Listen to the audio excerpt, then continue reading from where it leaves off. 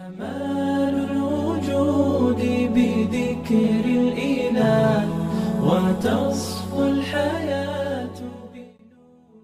درس از کتاب فقه اکبر امام ابو حنیفه رحمه الله. درس یکم، ایمان به الله تعالی، به ملائکه های الله، به کتاب های الله. محور اساسی کتاب توحید خدای تعالی و تقدس شناسی است. واضح‌تر گوییم در این کتاب اصل و اساسهای عقیده و دین صالحین و عقیده جمهور اهل سنت و الجماعت که چون آبی تکشین شده صاف و بی‌غبار است ذکر می‌گردد.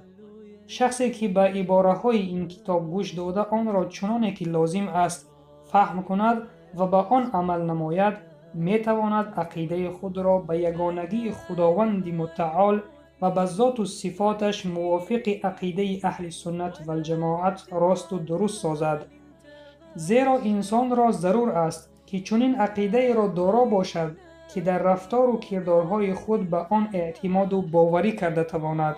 با عمل نمودن به فرموده‌های امام اعظم رحمه الله میتوان عقیده خود را از شک و شبهه و شرک نگاه داشت که این در جاده خداشناسی کوشش اولین درجه و قدم نخستین است.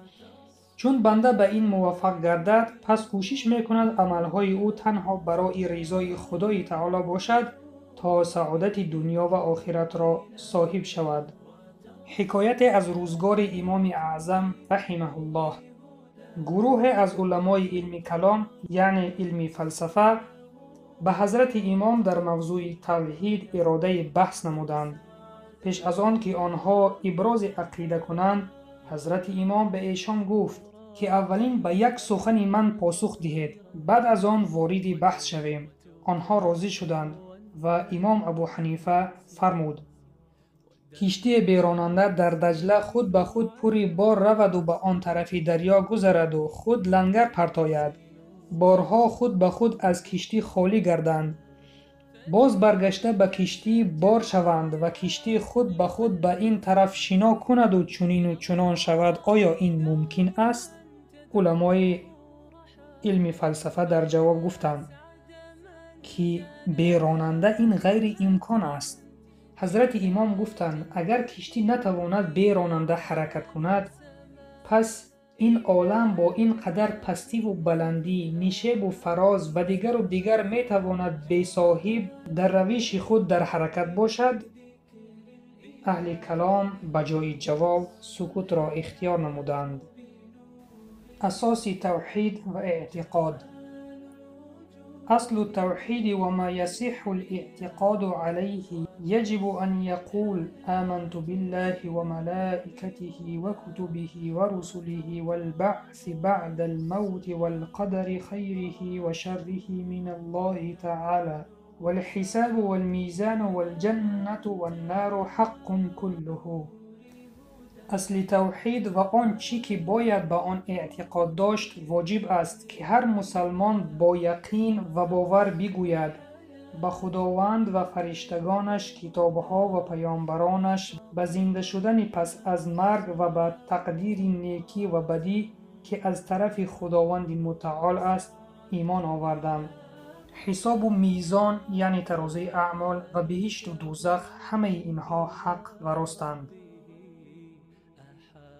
ایمان آوردن به الله واجب می شود حتی که فرض عین می شود بر شخص که بگوید ایمان آوردم به الله یک و یگانه. گفتن این سخن و تصدیق کردن آن بر دل شرط است. کسی که عذر ندارد باید بیان سازد و شناسد و تصدیق کند وجود الله سبحانه و تعالی را به یکگی او در ذاتش و یکه بودن در صفاتش. چنین است مذهب محققان از فقیهان. اگر شخصی چنین گوید و به دل تصدیق کند خدا خواهد ایمان در دل او کتابت کرده شده است.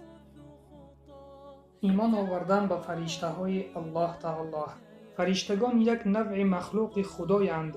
آنها بندگان مکرم و عزیز درگاه الله تعالی می باشند. فرشتگان از گناه کردن، خوردن و آشامیدن و مرد و زن بودن پاکند. آنها با امر او تعالی عمل می کنند و یک ذره به خدای تعالی گناهکار نمی شوند. جسماً لطیفند و با کدام شکلی که خواهند قادرند خود را تغییر دهند، مثل ملک الموت و حضرت جبرائیل که به شکل انسان تغییر یافت. خداوند با آیت 19 سوره زخرف عقیده آنهایی را که ملائکه ها را دختران خداوند می دانند باطل و بی اساس می سازد. کسانی که چنین اندیشه دارند آنها مشرک می باشند. ایمان آوردن به کتاب‌های الله تعالی. کتاب‌های مقدس آسمانی اساساً 4 تایند: تورات، انجیل، زبور و قرآن. قرآن مجید کتاب اعلی و والای آسمانی است. آن به مثل دسترخوان گسترده است پیش اهل بشر که هر کس اختیار دارد از آن بهره‌ور گردد و کتاب است در مجموع به همه نیازهای مردم جوابگو که بشریت به کتاب دیگر احتیاج ندارد. تعیین عدد کتاب‌های آسمانی از طرف ما ممکن نیست، زیرا عدد این را جز خداوند کسی نداند. وظیفه ما این است که بگوییم به همه کتاب‌های او تعالی ایمان و باوری داریم. درس امروزه به انجام رسید. منتظر درس‌های آینده باشید و سلام بر آن شخصانی که راه هدایت را پیشه گرفتند. الوجود بذكر